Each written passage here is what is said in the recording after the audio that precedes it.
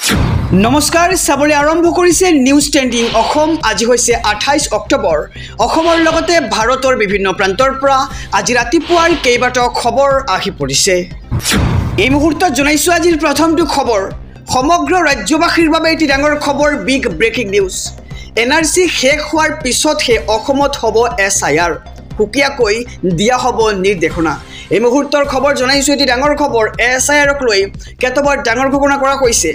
অসমত এতিয়াই নহয় এসআইআৰ এবাৰ যদি নাগৰিকত্ব প্ৰমাণ হৈছে তেন্তে দ্বিতীয়বাৰ নাগৰিকত্বৰ প্ৰমাণৰ কোনো প্ৰয়োজন নাই অসমৰ বাবে হুকিয়াকৈ দিয়া হ'ব নাগৰিকত্ব প্ৰমাণৰ ব্যৱস্থা মুখ্য নিৰ্বাচনী আয়ুক্ত জ্ঞানেশ কুমাৰৰ এই ডাঙৰ ঘোষণা এই মুহূৰ্তৰ খবৰ জনাই গৈছো সমগ্ৰ ৰাজ্যবাসীক যিসকলে এসআইআৰক লৈ আতংকিত হৈছে তেওঁলোকৰ বাবে এই খবৰ আৰু আজিৰ পৰা 12খন ৰাজ্যত প্ৰযোজ্য হৈছে এসআইআৰ আৰু এনআৰসিৰ কাম সম্পূৰ্ণ হোৱাৰ পিছতহে অসমত হ'ব এসআইআৰ প্ৰক্ৰিয়া আৰু অসমত এতিয়াই নহয় এসআইআৰ এবাৰ যদি নাগৰিকত্ব প্ৰমাণ হৈছে তেন্তে দ্বিতীয়বাৰ নাগৰিকত্ব প্ৰমাণৰ কোনো প্ৰয়োজন নাই অসমৰ বাবে হুকিয়াকৈ হ'ব নাগৰিকত্ব প্ৰমাণৰ ব্যৱস্থা মুখ্য নিৰ্বাচনী আয়ুক্ত জ্ঞানেশ কুমাৰে কৰিছে এই ডাঙৰ ঘোষণা এই মুহূৰ্তত জনাইছো আৰু এটি ব্ৰেকিং নিউজ আধাৰ কাৰ্ড নাগৰিকত্বৰ প্ৰমাণৰ নথি নহয় আধাৰ কাৰ্ড সন্দৰ্ভত এবাৰ নিৰ্বাচনী আয়োগে কৰিছে এক ডাঙৰ ঘোষণা এই মুহূৰ্তৰ খবৰ জনাইছো এটি ডাঙৰ খবৰ আধাৰ কাৰ্ড নাগৰিকত্বৰ প্ৰমাণৰ নথি হ'ব নোৱাৰে অৰ্থাৎ আধাৰ কাৰ্ড নাগৰিকত্ব প্ৰমাণৰ নথি নহয় আধাৰ কাৰ্ড জন্মৰ প্ৰমাণপত্ৰ হিচাপেও গ্ৰহণ কৰিব নোৱাৰি দেশৰ সৰ্বোচ্চ ন্যায়ালয়ৰ উদ্ধৃতি দি ঘোষণা কৰিছে মুখ্য নিৰ্বাচনী আয়োগে আধাৰ কাৰ্ড কেৱল পৰিচয়ৰ হে প্ৰমাণপত্ৰ আৰু ই সাইনৰ বাবেও আধাৰ কাৰ্ড গ্ৰহণযোগ্য নহয় আধাৰ আইন সেকশন 9 উল্লেখ আছে এই তথ্য এসআইআৰক লৈ সংবাদমেল সম্বোধন কৰি আৰু সম্বোধনৰ মাজতে ঘোষণা কৰে জ্ঞানেশ কুমাৰে আৰু আধাৰ কাৰ্ডক লৈ ডাঙৰ ঘোষণা কৰিছে নিৰ্বাচনী আয়োগে জনাইছো খবৰ আধাৰ কাৰ্ড নাগৰিকত্বৰ প্ৰমাণৰ নথি নহয় অৰ্থাৎ আধাৰ কাৰ্ডক নাগৰিকত্বৰ প্ৰমাণৰ নথি হিচাপে গ্ৰহণ কৰিব নোৱাৰি আধাৰ কাৰ্ডক লৈ ডাঙৰ ঘোষণা কৰিছে নিৰ্বাচনী আয়োগে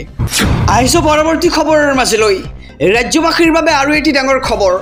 জুবিনবিহীন 39টা দিন জুবিন গাৰ্গৰ ন্যায় বিচাৰি ধেমাজিত বিশাল প্ৰতিবাদ এই মুহূৰ্তৰ খবৰ জনাইছো এটি ডাঙৰ খবৰ জুবিন গাৰ্গৰ মৃত্যুৰ আজি 39টা দিন সম্পূৰ্ণ কিন্তু এতিয়ালৈকে জুবিন গাৰ্গে ন্যায় পোৱা নাই আৰু কেতিয়া ন্যায় পাব জুবিন গাৰ্গে তাক লৈ প্ৰশ্ন উত্থাপিত হৈছে জুবিন গাৰ্গৰ ন্যায় বিচাৰি বিশাল সমদল কাৰ্যসূচীও দেখিবলৈ পোৱা গৈছে ৰাজ্যৰ বিভিন্ন প্ৰান্তত ধেমাজিৰ ৰাজপথ কপাই তুলিলে দল সংগঠনে জুবিন গাৰ্গক ন্যায় দিবই লাগিব এসআইটিয়ে শীঘ্ৰেই তদন্ত সম্পূৰ্ণ কৰক যেহেতু এসআইটিয়ে জুবিন গাৰ্গৰ এই ঘটনাৰ তদন্ত আৰম্ভ কৰিছে গতিকে এসআইটি কৈছে যে শীঘ্ৰেই তদন্ত সম্পূৰ্ণ কৰক ন্যায় লাগে জুবিন গাৰ্গক আৰু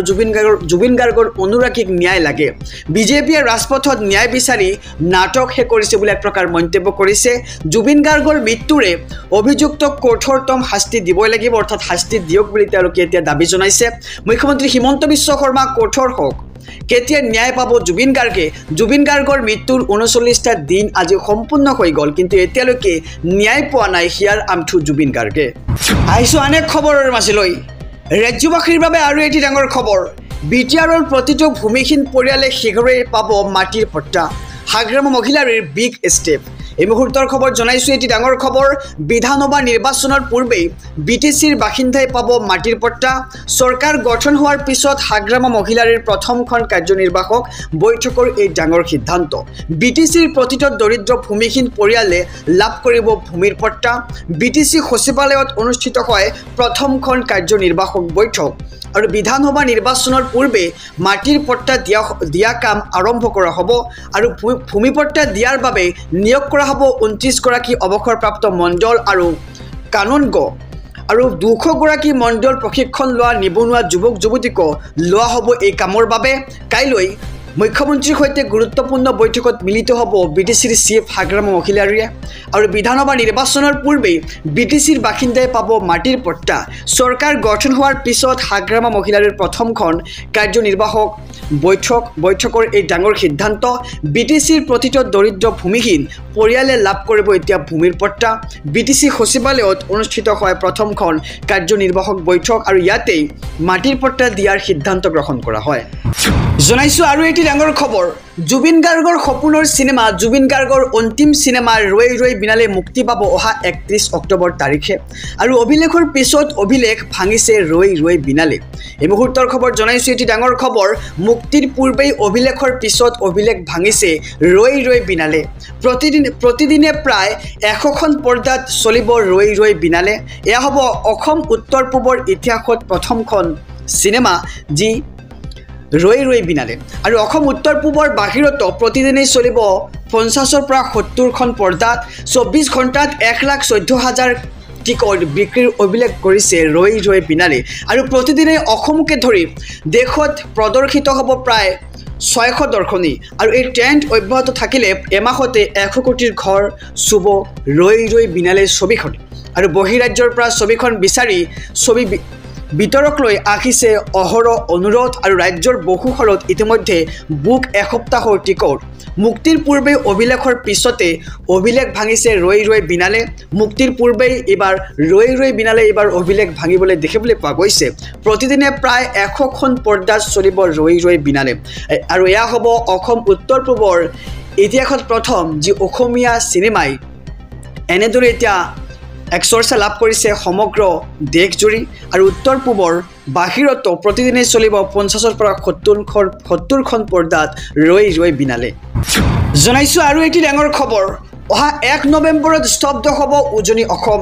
লাখ লাখ লোকে সাব্যস্ত কৰিব বিশাল প্ৰতিবাদ এই মুহূৰ্তৰ খবৰ জনাইছো গতিকে খবৰটো দিয়াৰ আগতে যদি আপুনি চেনেলটোত নতুন তেন্তে সাবস্ক্ৰাইব কৰক